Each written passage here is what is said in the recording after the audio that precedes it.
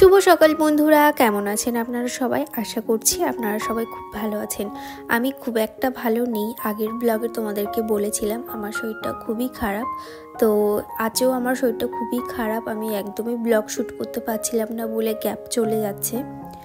যাই হোক, সকালবেলা উঠেই আমি একটু আদা দিয়ে চা খেয়ে নিলাম, তা না হলে একদমই গলাটা ছাড়ছিল না। তারপরে সংসারের কাজে আমি হাত লাগিয়েছি। কোনো দিন সকালে মনে হয় যে সব কাজ ফেলে আগে ফ্রেশ হয়ে চাটা খাবো, তারপরে বাকি কাজগুলো শুরু করব। দোতলার ঘর আমি মোটামুটি ঝাঁট দিয়ে তারপরে নিচের ঘরে আসলাম। নিচের ঘরদোরগুলো আমার ঝাঁট দেওয়া হয়ে গেছে। এখন আমি শুধু রান্নাঘর দিয়ে ডাইনিংটা একটু ঝাঁট দিয়ে নেব। ঘর বাড়ি যদি সকালবেলাতেই বাসি ঘরটরগুলো পরিষ্কার করে রাখা হয় না, তাহলে মন থেকে একটা আলাদাই শান্তি আসে যে আমার ঘর বাড়ি পরিষ্কার হয়ে গেছে, এবার আমার নিশ্চিন্তে রান্নাঘরের কাজগুলো করতে পারবো। তবে সাথে একটা বাচ্চা থাকলে না, সময়ের কাজ সময়ের মধ্যে না করলেও একটু এদিক ওদিক হয়ে যায়, জানেন তো। সেই জন্য আমি যত সকালে উঠি আমার কাজগুলো তত টাইমের মধ্যে হয়ে যায়। আর প্রত্যেক দিন তো সংসারের কাজ সমানভাবে হয় না, মানে কাজগুলো একই থাকলেও কিন্তু আগে পরে হয়ে যায়। যেমন রোজ রোজ কাচা থাকে না, তারপরে ঝুল ছাড়া থাকে না। তবে ওই কাজগুলো না থাকলেও কিন্তু সংসারের বাড়তি আরও অন্যান্য কাজগুলো কিন্তু যোগ হয়ে যায়।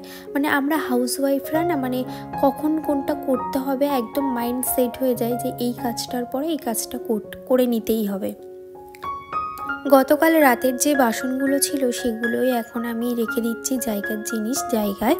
আর যেগুলো আমার এখন লাগবে রান্নার জন্য সেগুলো আমি বাইরে বার করে রাখছি। এতে কি হবে, সুবিধাই হবে, তাহলে বারবার আমি বার করতে হবে না। তারপরে দেখো আমি চাল ধুয়ে নিলাম, ভাতটা বসিয়ে দেবো। আর আজকে না অল্প করেই চাল নিয়েছি। রাত্রেবেলা একদমই ওই ঠান্ডা ভাত খেতে ইচ্ছা করে না, তাই ভাবছি রাতে 2টো রুটি করে নেব যদি পসিবল হয় তো। আর এখানে আমি ভাতটা বসিয়ে দিচ্ছি। আর অনেক দিন ধরে না ফ্রিজে একটা ব্রোকলি রয়েছে, তো অল্প একটু খাওয়া হয়েছিল আর বাকিটা ছিল আর হলুদ হয়ে যাচ্ছে। সেই জন্য ভাবলাম এখনই একটু ভেজে নিই। আর ব্রোকলি ভাজা খেতে কিন্তু বেশ ভালো লাগে, আমার তো ভীষণ ভালো লাগে। আর একটু চাউমিন পাস্তা এগুলোর সাথে যদি খাওয়া যায় তাহলে কিন্তু আরও বেশি ভালো লাগে। তবে সেগুলো কিছুই নেই, মুদিখানার মাল আমার আনতে হবে। সবই প্রায় টুকটুক করে ফুরিয়ে গেছে। তো এখানে আমি এখন ব্রোকলিটা কেটে নিচ্ছি। তারপরে আগের দিন মাটন আনা হয়েছিল, তো অর্ধেকটা রান্না করা হয়েছিল আর অর্ধেকটা ছিল, তো সেটাই আমি এখন নুন হলুদ দিয়ে একটু সিটি মেরে নেব, তারপরে কষিয়ে রান্নাটা করে নেব। তো এটা যতক্ষণ সিদ্ধ হয় আর আমি এদিকে ততক্ষণ আলু উচ্ছেটা ভেজে নেব। ব্রোকলি আমার ভাজা হয়ে গেছে, তারপরে আলু উচ্ছেটা ভেজে নিচ্ছি। আর এদিকে মাংসের জন্য পেঁয়াজটাও কেটে নিচ্ছি। আর পেঁয়াজগুলো না আমি এরকম বড় বড় করে কাটছি, কারণ চপারে চপ করে নেব। আর ছোট ছোট করে একদম কুচিয়ে যাবে, তাহলে আমার পেস্ট করতেও লাগবে না। আর রসুনটাও কেটে রেখেছি, তারপরে মশলাটাও করে নেব। আর একটা বড় সাইজের টমেটো নিয়েছি।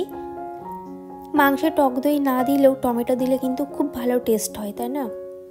আর এখানে দেখো আজকে ছোট ছোট আলু দিয়ে মাটনটা রান্না করব, সেই জন্য আলুগুলোকে কেটে একেবারে ভাজা করে নিচ্ছি।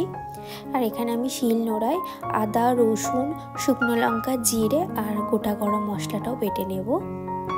আর আমার শরীরটা একদমই ভালো নেই, তোমরা চোখ মুখ দেখলেই বুঝতে পারবে।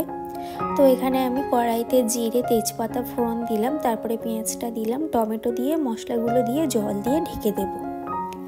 তারপরে খুলে কষিয়ে তারপরে আস্তে আস্তে মাটনটা করে নেব। এদিকে শিলনোড়াটাও আমি বেসিনে ধুয়ে নিলাম। আর আপনারা আমাকে না অনেক সাজেস্ট করেন যে এটা করলে ভালো হয়, ওটা করলে ভালো হয়। আপনাদের থেকে আমি প্রচুর উপকৃত হয়েছি, আর আমি যেটা জানি আপনাদের সাথে শেয়ার করি। আর এই আমটা ভাবছি চাটনি করব। আজ হচ্ছে নেক্সট মর্নিং, কারণ আমি যখনই চাটনি বসাতে গেলাম তখনই মামের প্রচণ্ড জ্বর এসে গেছিলো, সেই জন্য আমি আর ভিডিওটা কন্টিনিউ করতে পারিনি। আজ হচ্ছে পরের দিন সকাল, তো মাম্মাম এখন একটু ভালো আছে। মাম্মামকে নিয়ে ডাক্তারের কাছে চলে গিয়েছিলাম। শাশুড়ি মা বাকি বাসন মাজা রান্নাঘর পরিষ্কার করাটা করে নিয়েছিল। ছোট মানুষেরা যদি কষ্ট পায় না, তখন মনে হয় সব কাজ থাক, আমি আগে বাচ্চাটাকে সুস্থ করি। তো যেমন ভাবনা তেমনি কাজ। আমি মাম্মামকে একটু খাইয়ে নিয়ে চলে গেছিলাম, তো কিচ্ছু খাচ্ছিল না, সবই বমি করে দিচ্ছিল। তো যে কারণে আমি ওকে আর বাড়িতে রাখিনি, ওকে নিয়ে সঙ্গে সঙ্গে ডাক্তারের কাছে গেলাম। তারপরে মাম্মাম একটু সুস্থ হয়েছে। আর এখানে দেখো ছোট্ট একটা বুলবুলিকে নিয়ে এসছে। আগেও আমাদের জানেন তো একটা খরগোশ ছিল। মাম্মাম যখন আমার পেটে, তখন খরগোশটাকে আনা হয়েছিল, 2 বছর বেঁচে ছিল। তারপরে মানে অসুস্থই হয়ে পড়েছিল, তো তারপরে মারা গিয়েছিল। তার নাম ছিল বুবু। তো ভীষণ মানে মিস করি আমি তখন তাকে, মানে পুরো কোলে পিঠে করে ওকে আমি বড় করেছিলাম। যাই হোক, তারপরে আবার একটা বুলবুলিকে আনা হয়েছে, আর ওর একটা সঙ্গী আনা হবে। দুজন থাকলে বেশ ভালোই হয়।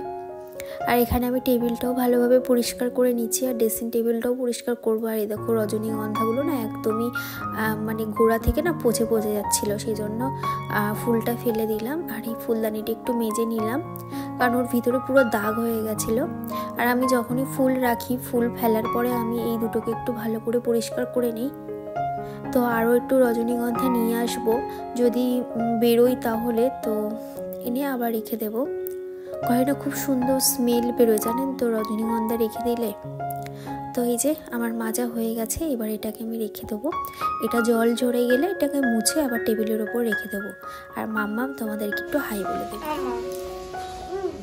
হাই বলে দাও।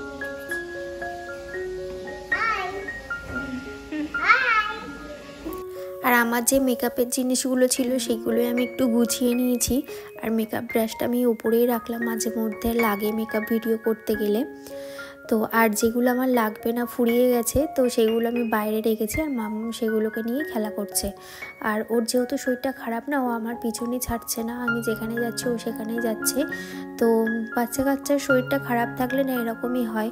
আমাদেরও যখন ছোটোবেলায় শরীরটা খারাপ থাকতো, আমরাও সবসময় মা মা মা মা করতাম। তো মায়েরা না কোনো সময় বিরক্ত হয় না। তো আমি যদি বলি এখন যে আমার শরীর খারাপ, ও তো ছোটো মানুষ, ও তো বুঝবে না না। তো ব্যাপারটা হচ্ছে এটাই, যে মা বলতো যে মা হলে বুঝবি, মা হওয়ার যন্ত্রণাটা কী, তো সত্যিই আমি এখন বুঝি। যাই হোক, এখন চুলটা ভিজে গেছিলো, আর চুলটাকে একটু শ্যাম্পু করলাম। আর আমি কি DIY করি চুলের জন্য, সেটাও তোমাদের সাথে নেক্সট কোনো ভিডিওতে শেয়ার করে দেবো। একটু করে নিয়েছিলাম পাটিসাপটার সন্ধেবেলা, আর এইভাবেই দিনটা কাটালাম। টাটা।